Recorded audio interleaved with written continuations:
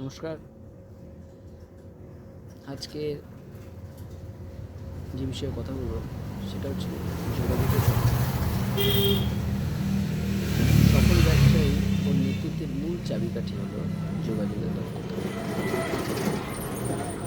আপনি কি বলেন তার চেয়ে গুরুত্বপূর্ণ হলো আপনি কীভাবে বলেন। একজন সফল ব্যবসায়ী বা নেতা শুধু ভালো পণ্য বিক্রি করে না, তিনি মানুষের মন জয় করেন। আর সেই কাজটি সম্ভব হয় শক্তিশালী যোগাযোগের দক্ষতার মাধ্যমে। যোগাযোগের দক্ষতা কেন গুরুত্বপূর্ণ? প্রথম হচ্ছে কি বিশ্বাস তৈরি করা।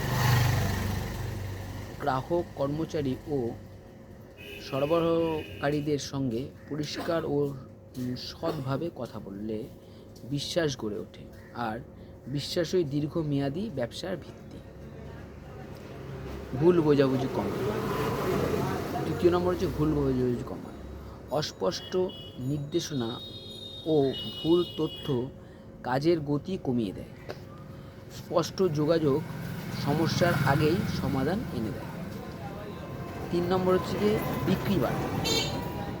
যে ব্যবসায়ী গ্রাহকের প্রয়োজন বুঝে ও আত্মবিশ্বাসের সঙ্গে কথা বলতে পারে, তিনি সহজেই গ্রাহকের আস্থা অর্জন করেন। 4 নম্বর হলো নেতৃত্বকে শক্তিশালী করে। যোগাযোগ দক্ষতা নেতৃত্বকে শক্তিশালী করে। একজন ভালো নেতা শুধু নির্দেশ দেন না, তিনি শোনেন, বোঝেন এবং দলকে অনুপ্রাণিত করেন। যোগাযোগের দক্ষতা বাড়ানোর 5টি উপায়।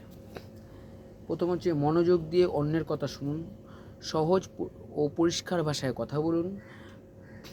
কথা বলার সময় আত্মবিশ্বাস ও ইতিবাচকে থাকুন। রাগের সময় ভদ্রতা বজায় রাখুন।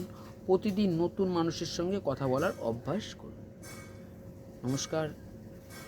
চ্যানেলটিকে ভালো লাগলে সাবস্ক্রাইব করুন, লাইক করুন ও শেয়ার করুন।